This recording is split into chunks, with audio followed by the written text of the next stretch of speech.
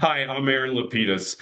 I've written several books, The Garage Sale Millionaire and The Boy Named Penguin. I'm very, very lucky to be on the Kim Sorrelle Show this Wednesday. Please watch it. It's heartfelt. It comes from all my trials and tribulations of writing my books and raising a son on the spectrum of autism. I hope to see you there. Once again, thank you, Kim, for having me on.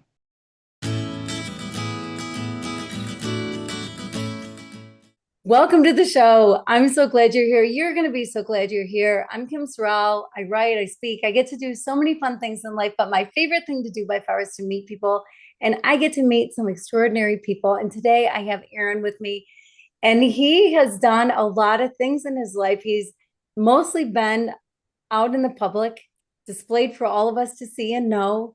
And I love the things that he's done. And he's an author. And we've got so much to talk about today, but he's a really interesting guy. And so I've so been looking forward to this. Aaron, welcome to the show. Thank you very much for having me on. Yeah, absolutely. All right, Aaron, I want people to get to know you. So I would love to hear about 8-year-old Aaron. 8-year-old Aaron. 8-year-old Aaron, it was funny. I loved money. I wanted to learn how to make money. I did everything that I could think of. We had a mountain cabin. I wanted to sell stuff to all the campers, so I'd collect all these free maps and everything like that, and ask my dad to buy me a whole bunch of candy bars, and I go to the campsites and sell stuff, and that went okay, but labor intensive. And then I got an idea that I needed more toys. And I asked my parents, um, I want more toys. And they go, well, great. You're going to have to buy them yourself. And I go, I have no money. And they go, well, this is what we're willing to do. We're willing to help you. We're willing to help you buy toys uh, by taking all your um, old toys and your old clothes, and we're going to get a whole bunch of stuff together, and we're going to put them on our front lawn. We're going to have this thing called a garage sale. And I go, people will actually buy our used stuff. And they go, yeah. And so we got all the stuff together and had a garage sale. And that was my very first experience at a garage sale. And was going well in the morning. And my dad was tired of it. And he goes, son, you got this. And I was losing my mom. And that day she was tired of it. And I go, Dad, what do I do? And he goes, this is all you have to do. Find out what they're looking for, tell them how much they're willing to pay for it, ask for a little bit more, and then sell it. And I go, okay, Dad, I could do that. And understand, at this time, I was actually 9. And they left me alone for about 3 hours. My dad came and checked on me. And he goes, "How you doing?" And I go, "I'm doing pretty good." And I showed him the little sack of the money where I put it all. He goes, "Oh my God, Aaron, I didn't know we had this much stuff to sell. You made a tiny fortune." And I go, "Oh, good. I'm glad you're happy." He goes, "God, Aaron, I'm so impressed. I all this money and we still have stuff left, and it's just amazing." And at this time, me and Dad, he's giving me lots of pats on the back. Then we hear this guttural scream from my mother. "Oh my God, Ed, we've been robbed." And so me and my dad run into the house, into the living room, and she was just like, "Look, half her furniture's missing." And Dad goes, "Did you let anybody in the house?" And I go, "Well, no, I did not." He goes, "What? We got robbed. We should call the police." I go, "No, we shouldn't. You said, Dad, ask what they want, ask how much they're willing to pay, and sell it." People needed lamps and tables. One person needed like a comfy chair, and I brought it out to them, and they gave me money for it. And I raised the price of what you said, go up a little bit. And that garage sale cost them around $2,500. Oh my So, goodness. Yeah, yeah. So and, interesting. they for the next 3 years they did not leave me unattended at the next garage sales to say that. Yeah, yeah, tough lesson to learn. What did your dad do? Was he an entrepreneur?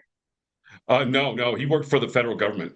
Oh, did he? Okay, all Yeah, right. and my mom was a stay-at-home mom, and so they had no idea. They just saw other people do it, and just we did it. And you have to understand that was almost 50 years ago, and so there was no, eBay. There was no online. There was no.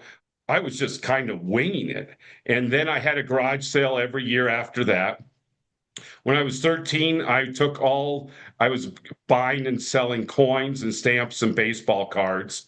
And my dad was taking me to the parking lot of the local Burger King so I could take all the cash I have and buy coins because nobody wanted to do it at their own houses because of all that money. And my dad always tells a story that I'm looking at all these coins and the guy keeps on looking at my dad and says, "So what do you want to do here?" And my dad would go, "Don't look at me. Look at him. He has all the money that he has all the money. I have no idea what you guys are doing right now." And so at 13, I was moving, you know, $100,000 a year in stuff, 200,000. And Wow. my claim to fame, Kim, was when I was in my early 20s, 21, 22, I made $1 million. Wow. Wow. So I I was doing bigger estates, and I was pretty soon after that, I was taking out little ads in newspapers all over the United States, selling all my stuff because I was dabbling now in art. And then the art thing grew, and I ended up opening up an art gallery when I was 25. It was actually the largest animation art gallery in the United States. So I sold Disney cells and Warner Brothers cells. And then when I was 30, I met my wife, and then we decided to get a bigger gallery. And so I did really well with the art gallery. I was lucky enough to have an opportunity to get on national PBS with my own TV show on collectibles. It was actually called Collect This. And then we switched the name to The Garage Sale Millionaire, where I came out with my book. I wrote for the Denver Post for a year, which was fun with my own as a columnist. And my life has all been about collectibles, buying and selling. And then I realized when I had my son, things change. Like you know, Kim, things change when you have kids. My son came along and we found out he was on the spectrum of autism. So very high functioning. And then that took me on another course of my life. Hmm. Yeah, yeah. It does change everything. Just having a child changes everything. And then having a child who's uh, different, neurodivergent, is the term that they're using these days, and it Yeah. is a whole nother thing. And I have an autistic son actually too, and it just kind of changes everything. So, what was your path like from that moment on? Wow, it was difficult. It was one of these things that everything changed that I couldn't accept what happened with everything. I was sad. I went into actually a funk for 4 years actually, Hmm. and I didn't want to admit it what that there was something wrong with my son. And I threw myself during that time to help and give money. And since I was well known and I had my own TV show and a best-selling book, I just threw myself into it and I tried to be the best person that I could be. And what basically happened, I'm sorry, it was a really tough time. Mhm. So I came out of it. I realized the only way I could be a better person was to write books, and so I did. I wrote the first one, this book right here, and This was talks about being on the spectrum, and it gives tips with people that are different. And it helped me cathartic to release my anger and my frustration. I blamed myself. And my son was this, you really couldn't tell then. You have the things where bright lights, loud sounds, not can't fix looking you in the eyes, but he was smart, and he was very, very smart. And and we got him into counseling when he was 3 years old. So my wife was amazing. I was still not dealing well with it. I then saw that he was getting bullied in school. The teacher actually made him move his desk all the way to the front against the wall. His head was 1 foot against the wall, looking at the wall. His back was to his peers. And that was devastating. I walked in because the principal needed to see me and checked in on him. I saw where he was sitting. I actually took a picture of it. And the way they were treating him in our school system, he was in public school that time, was horrible, was just absolutely horrible. So much so that I use the power of being on TV and everything I did to bring my voice to the problem. So I went in front of the Board of Education for Denver and the school board, and why people were mocking the school board. Everybody's so angry. I don't even know why anybody want to be on the school board. I came in it. I was the last one who was allowed to speak, and I prepared myself, and I held up a picture of my son with his back against all the kids behind him, and I guess it was moving enough that I was able to start change. And I feel, my motto is it only takes one person to start an innovation. And that could go on an alignment of anything. It takes one person to start a wave of understanding that there is a problem. And this problem hasn't been around for 17 years. That's how old my son is now. It's been around a lot longer. And what people do not understand about autism is it is an epidemic. And people think diseases are epidemics. And autism is not a disease, so to speak, as is an infliction with our younger people. And if we don't start to accept it and understand how we can move forward, we're going to have a chunk of a huge group of people in the world that are on the spectrum that we're not prepared for. We're talking in Denver, in Colorado, every state, every country is a little bit different. In Colorado, it is 1 in 48. Every 48 kids that are born, one of them is on the spectrum. I sit on different things that teach. There's one charity called TAC, Teaching the Autism Community a Trade, that's exactly what they do. They're helping them to have their own life, that they can live independently. Not every kid is going to have a rich family. My son is blessed that he has two parents that are helping him move forward in life. And that's the other thing. The divorce rate of parents with a son or daughter on the spectrum is like 75%. So all the odds, Kim, are against you and your significant other and your kid. And they will always be like that until it's accepted that we need to do something to move forward the generation that's neurodivergent. And that could be autism, it could be ADHD, it could be ADD. Not every kid can go to a high-end private school or get one-on-one counseling. Denver, we're very lucky. We have different charities that work with them. A lot of parents have kids that their kids don't speak, or they're violent, or they have to be locked up in a room when they go to bed and the room is padded. They can't be around anything sharp. Could you imagine 24/7 every day you have to be on your guard? It is, it's a tragedy. But these kids have something to give to society. And a lot of charities, and I don't know, Kim, if you've read the news on some of these high-end cybersecurity or these tech companies, they search out kids that are on the spectrum because they're wired differently. They think they can do a better job than somebody who is not neurodivergent.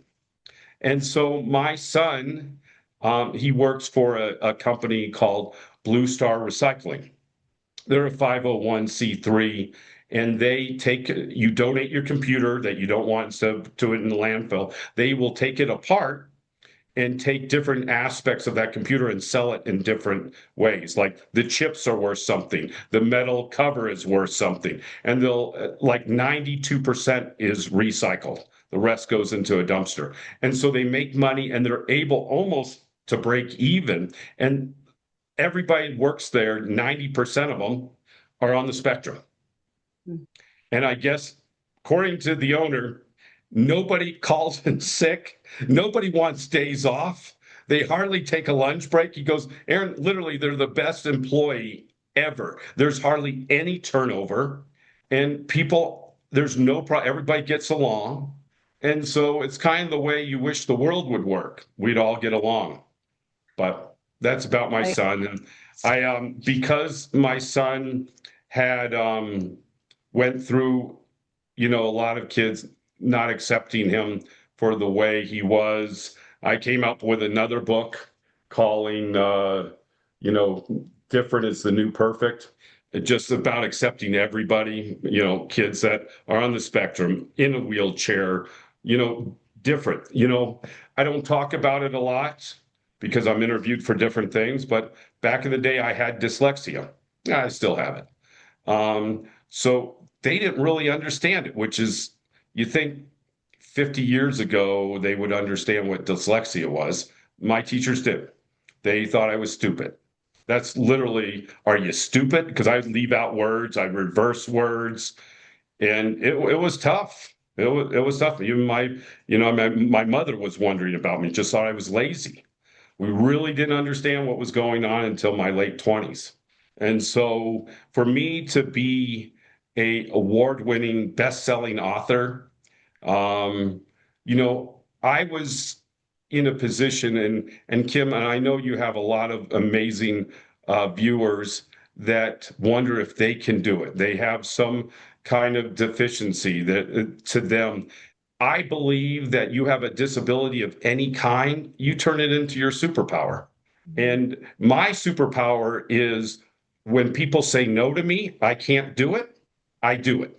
And somebody that was not the best. I didn't take journalism in high school or college, but yet this is my second book for the Garage Sale Millionaire. The first one was called The Garage Sale Millionaire. This one is How to Become the Garage Sale Millionaire. And I wrote books that got awards. And I was one of the top columnists for the Denver Post. For a year, I wrote my own column. That's unheard of if you don't have a degree in journalism. I barely graduated college, and barely is no joking. And so I love your podcast and the inspiration that you bring. And I would say that I was lucky because I never gave up. And that's what it comes down to it, Kim. Life will beat you down, kick you when you're down. And, that says it takes only the strong to survive. I think it takes the ones that doesn't ever hear the word no to survive. Mm. So, Yeah. Wow. Aaron, thank you for sharing all that. I want to unpack it a little bit. I have a grandson who is on the spectrum, and uh right away they kind of knew, kind of sounds like your son, like loud noises, bright lights, the feeling of different textures of clothing, different textures of food. So at a very young age, at by the time he was 3, he was doing the therapy, the sensory therapy, and now he's 15. He's almost 16 years old, so similar to your son. And it is. I'll never forget the day my son called me when he was diagnosed when he was maybe 6 before he was diagnosed. Like they knew there was something with him, and obviously the sensory issues, whatever. But sometimes it takes a while for a diagnosis, like you with dyslexia, which I can't believe. It's so sad that they didn't know and that you didn't have help back then. Hopefully, they're very much more aware of it now and are helping kids. But I'll never forget the day my son called me crying on the phone because of the diagnosis. And I think a lot of it is the not knowing, what it means for the future, the not knowing exactly what it means for today. Um, because I don't think a lot of people know a lot about autism. And so you hear the word, and like you were talking about kids who can't be by sharp objects. I mean, that's why it's a spectrum. There's kids like your son who's smart, really smart, and obviously high functioning and does real well. And my grandson's brilliant. My son is brilliant, and they're doing okay. But my grandson can't write a story because everything is so black and white. It has to be true. So he can't use his imagination to write a story. Like he struggles with that. And there's just different things that the school demands that aren't within what he can do. And there was an incident at school, a lockdown, like a real, not a practice one, but there was a guy with a gun running around the neighborhood. And and he was so traumatized, and the way the teacher handled it too, kind of, she freaked out. And so he was so traumatized by that, he couldn't even go into school for a few years. He couldn't even walk into school. And so there's things that you deal with that you've worked through, have to figure out with your son, same my son, my grandson, that people don't understand. And I don't know. I mean, I don't know how much you get, but I get, well, why isn't he just in a regular classroom? Or why isn't he this? Or why isn't he that? And I'm like, you don't know him. Like you don't understand the way his mind works. I don't totally understand the way his mind works, but it's different than the way mine does, right? And so it's hard. I think educating the public is so important. Educating people, not just the educators, but everybody else needs to be educated on the fact that 1 in 48 kids. I mean, what are the chances that you're going to be in contact with some of those kids? Of course you are. So the more you know, the better off you're going to be when you communicate with somebody who thinks differently than you do.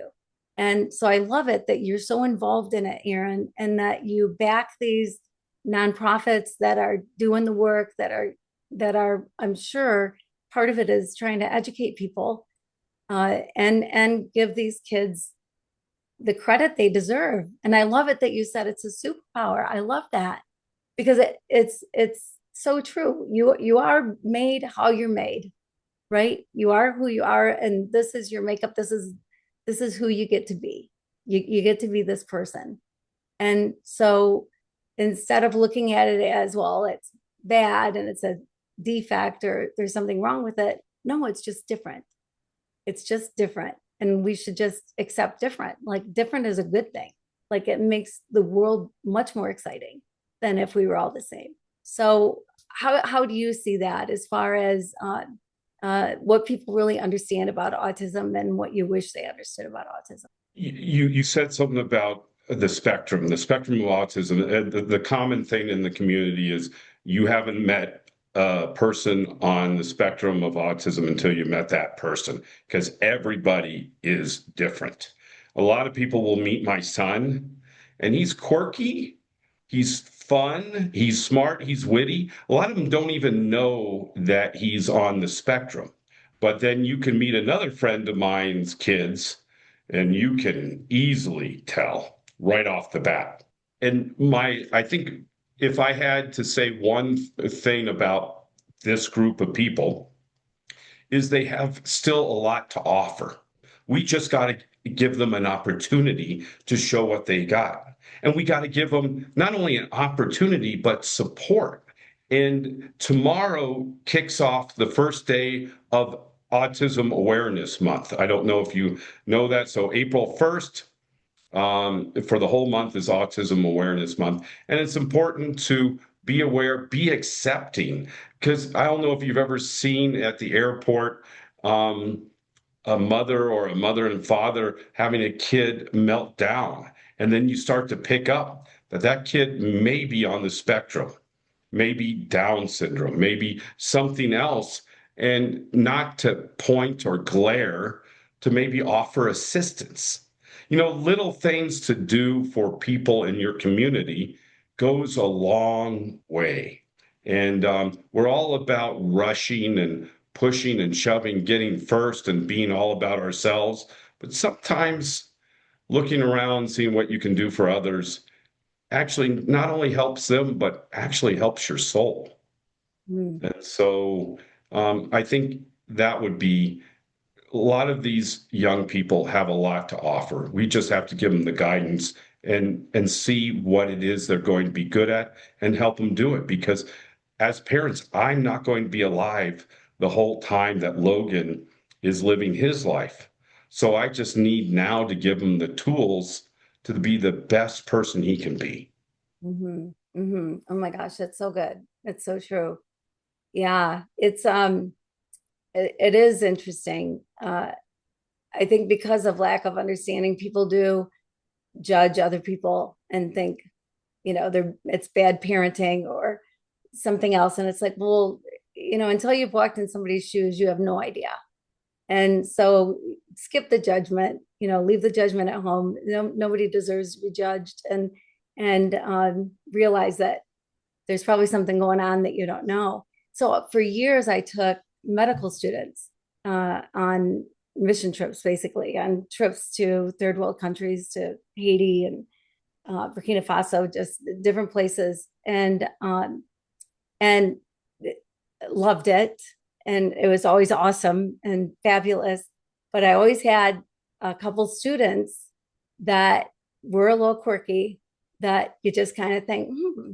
And then I read that of all occupations, that the highest occupation per capita of people on the spectrum are physicians.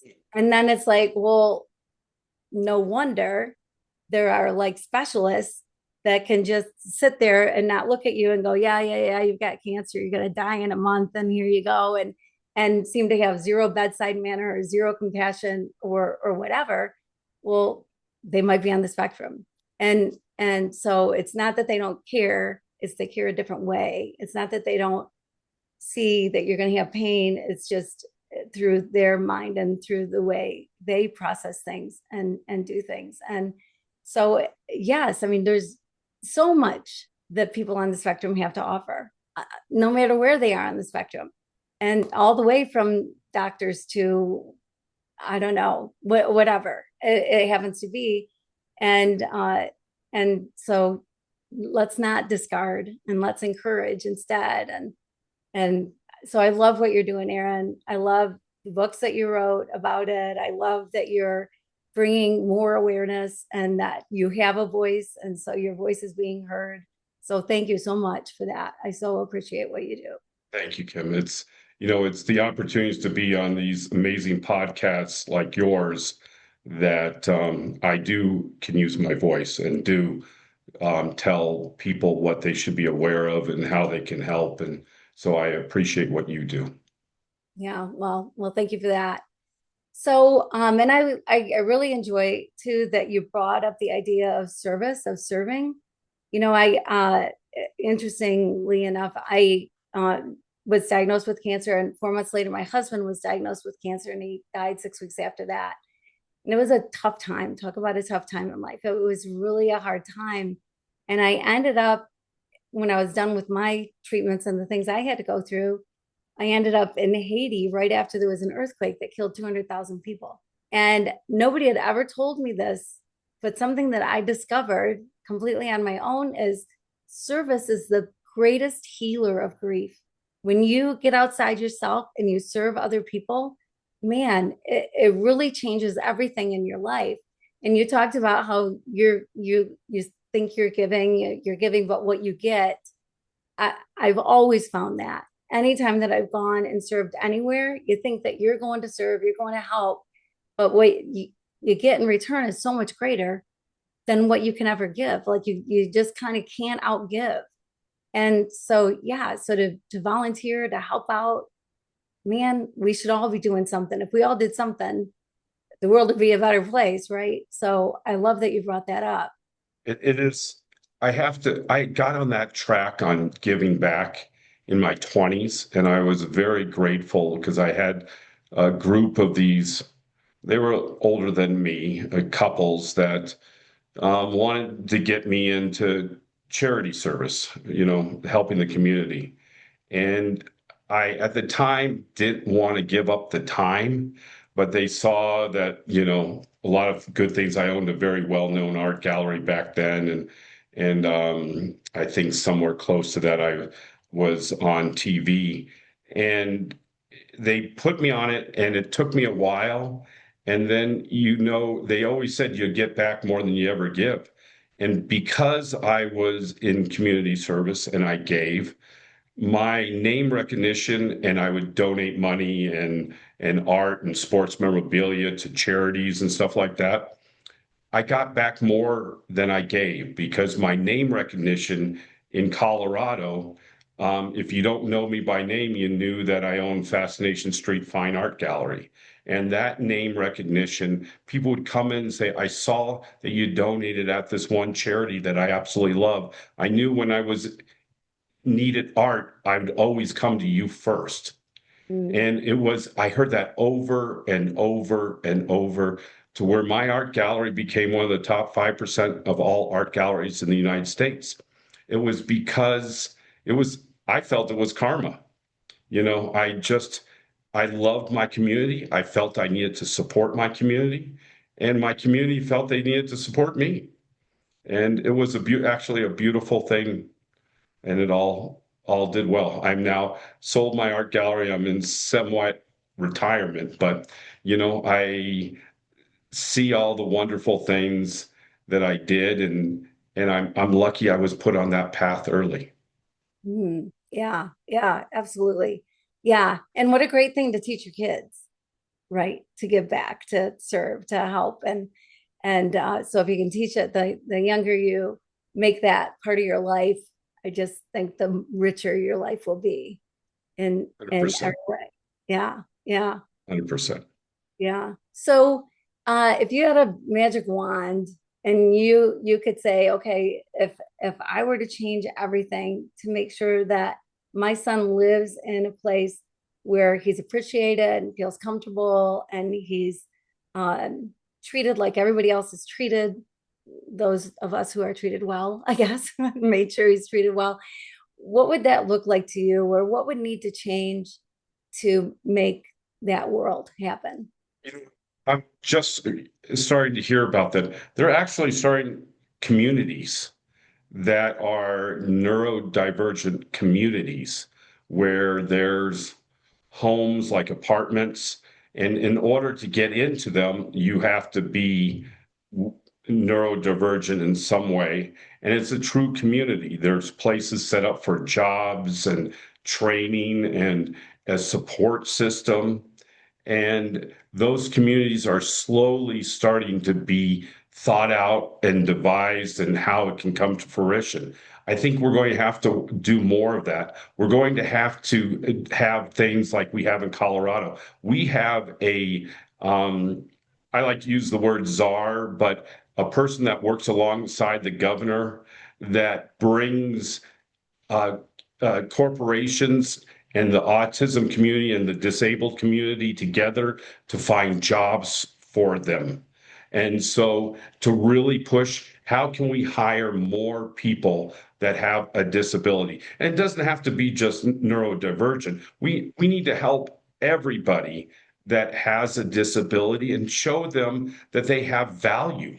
And what is I have to imagine it have to be crushing that you have something wrong with you. You're in a wheelchair. You can't hear, you can't see, you're on the spectrum and nobody wants you. Mm, You know, even people that have none of these, they didn't have their job, they wouldn't have anything. Literally, they don't have any friends, their families passed on or not around, but they have their job, they feel like they have a purpose. mm, And I'll never forget the time, and I think it was the bigger lesson. My father worked for the federal government, and he was very well thought of. And he had a major heart attack, and they were keeping him on part time, but he had a big position. And some people didn't understand why he didn't retire, but his boss understood, and I understood. And they literally kept him on as long as they could. They were allowing him to work from home. And, you know, a lot of people didn't understand why they wanted him to retire. But the other group knew that he gave, 40 years of his life to the federal government and knew that this job was keeping him alive. And literally, after he had to retire, he passed away in less than a year. mm, And I think the old adage, Kim, is if you're not moving, you're dying. And I don't think that's just for old people. I think that's for all of us. If we're not having some reason to move through life, mm, we're going to die. We're going to die of an empty heart and a life that couldn't be fulfilled. And that's why I believe in my world, what I like to see is that we make communities that people that are disabled in some way, we make it where it is not a liability, but a plus. And I think we can, but we have to not worry so much about things that we can't change, but people that are from our community and push them in the right direction. All they need is a little push, and then they can do the rest themselves. mhm. Yeah, yeah. Oh my gosh, that's so good. You know, it's interesting because as you're talking about community and you're talking about purpose, those are the two things people need. And there's a uh, documentary that's been out for a while, the Gray Zones, I think it's called, Mhm. and where they studied why are these people living to be 120, you know, like the areas of the world where people are living long, what is the difference? And the conclusion was it wasn't what they were eating, and it wasn't how much sleep they got or how much exercise they got, but it was they had a purpose and they had community. Those are the two things, community and purpose. And it is what we need. We it's what we all need. And yeah, if you don't have either one of those things or both of those things, it's not a life really that people anybody wants to live. We're wired to be connected. We're wired to have a purpose. We're wired to feel like we're seen and that we are adding value to the world. And so we should let everybody have the opportunity to have purpose, right? And have community. So yeah, I mean you're right on the nose. I love it. It's I can see it happening and it just needs to happen. We just need to make it happen. I think that's so great. Absolutely. Yeah. Yeah. So what have you seen, Aaron, different today than 17 years ago? What kind of progress has been made? Um, a lot. I think a lot of people are understanding autism and ADHD and ADD a lot better. Um, I think people 17, 20 years ago thought it would go away. Now we're realizing it's not going away. Autism is here to stay. It it's not getting better. It's actually more people are getting diagnosed. Everybody says, how is it growing? Well, we have more tools that we can diagnose at an earlier and earlier age. 3 right now is the optimal age. And so I would tell all your viewers, if you think that your child is on the spectrum, and if he is 2, you want to set up for an appointment to get them tested, because everywhere you go in every state of the union, it's going to take you 6 to 9 months to get on the waiting list to get tested for autism. It is not an easy process. And a lot of people say, well, I can wait. And I always hear this. I think they're on the spectrum, but we're doing some counseling and some OT. Well, when you get that diagnosis, it will help you help them in school. It will help them with work. It will help them with their insurance, getting the proper tools to have them get better, or at least move forward in the world easier. So I plead with people, get that diagnosis early. And so you can learn a lot. Who knows? Maybe your kid does not have autism, maybe he has ADHD, maybe he has even dyslexia. Until you know, you do not know. And that is what we've come a long way, is how we can test, what we can do. We have a lot more medication. I know a lot of people aren't believers of medication for the our community that's on the spectrum or ADHD. I was one of them. I fought to not give my kids drugs. And I have to tell you, Kim, my son, without the drugs, because I fought so long, had breakdowns in the middle of his class. I was in the principal's office more with my son than I ever had been with myself. And I was not a perfect child. But his reasons were he just couldn't handle it. And literally, he wanted to make friends, but yet at the end of the day, he's curled up in a little ball in the middle of his classroom. And you don't come back from that vision with all your peers that they see that. And then my wife, wow, God bless her, because she was the reason why we got him on the proper medication. Where he's still on medication, but he is able to deal with life and become such a powerful force. Great grades, smart, holding down they love him at his job. He's taking college level cyber security courses, uberly smart. My son is smarter than me, and that's a lot for me to say, because at one time I thought I was pretty smart, but I hold no match to my son on how bright and smart and witty that he is. But it was because of my wife that got him on the right road right away. And for all the people that are holding off on giving medication, if your psychiatrist believes that your child could benefit from it, you need to do it, because kids that are ADHD and on the spectrum will have mood problems. And that means that they have mood problems and they're not under control, they're going to have friend problems. And that is one thing these kids on the spectrum, ADHD, all of the above, they have problems keeping friends, making friends, keeping friends.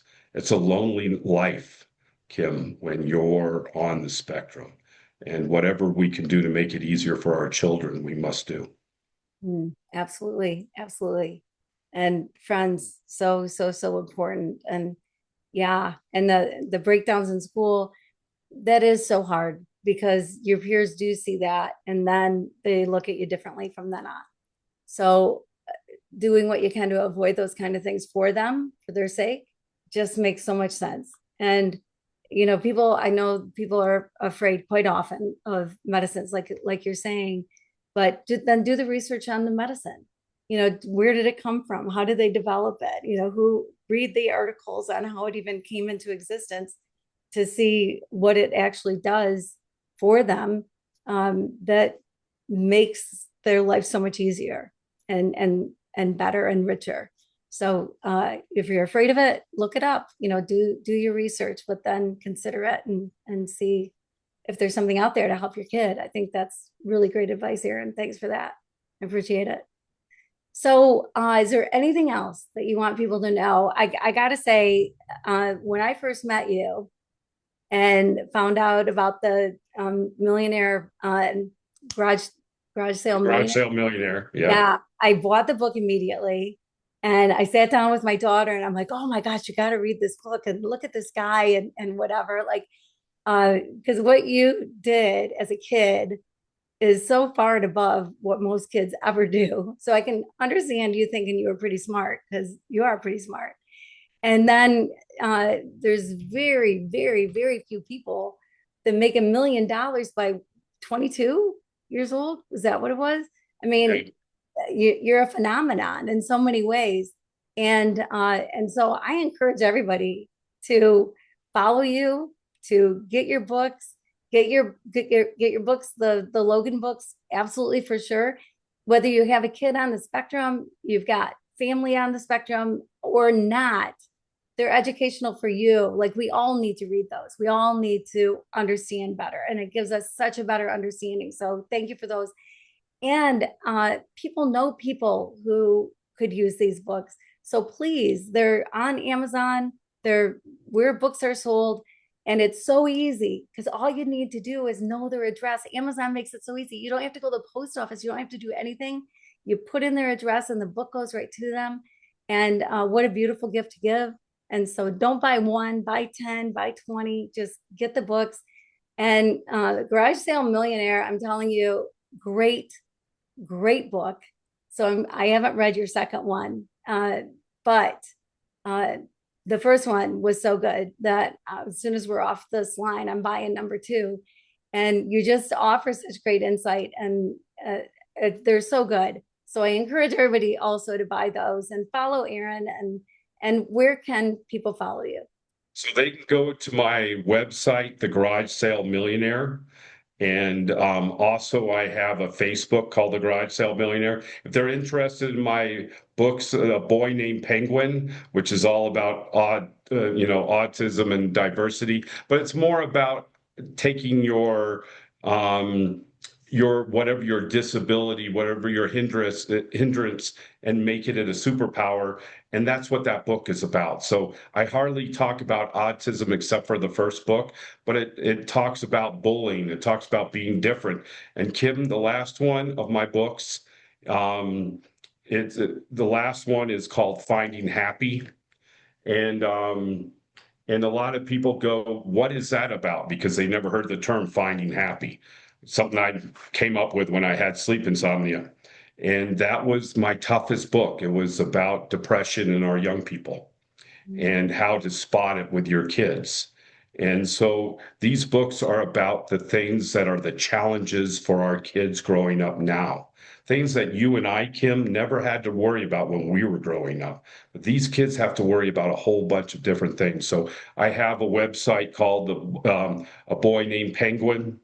You're right. All the books can be bought on Amazon or my website, but they can reach out if they ever have any questions on anything between the Garage Sale Millionaire and A Boy Named Penguin or autism. Please, I'd love to have your viewers reach out and ask questions. I'm always I love listening and talking to people all the time. Yeah, well, thank you. You're a generous guy, and I appreciate that you said that. And take Aaron up on it, everybody. Like, you feel free to reach out. And if you know somebody that this episode would be great for, pass it on. I can think of people right now that I want to call and say, hey, when this comes out, you're going to want to listen to it. You're going to want to hear Aaron. And so pass it on to who this would be good for, and buy the books, support Aaron, support what he's doing, volunteer. All the stuff that he said today is just so wise. And I appreciate your wisdom so much, Aaron. Thank you so much for being here and sharing. Tim, thank you very much for having me on. And I'm looking forward to maybe talking to some of your viewers in the near future. Awesome. Awesome. Thank you. And thank you, everybody, for watching today and listening. And I just want to say that I just pray that until we see each other again, that you keep your heart open and you live your love loud.